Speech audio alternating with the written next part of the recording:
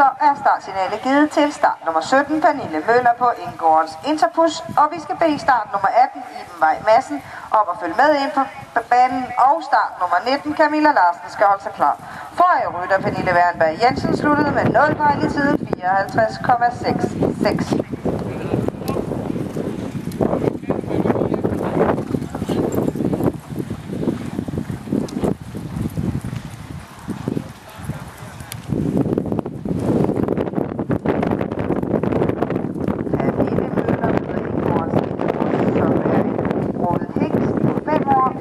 Clever og Kennedy.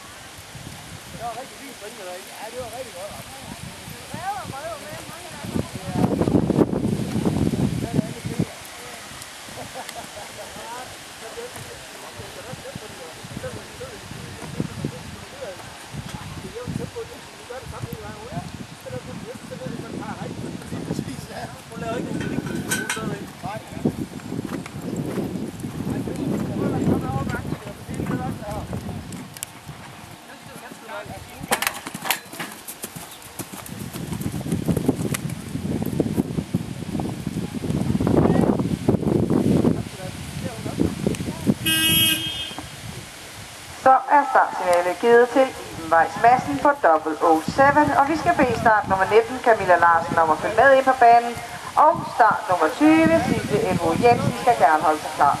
Forrige rytter Pernille Møller på Indgårdens Interpush sluttede med 4 fejl i tiden 53,57.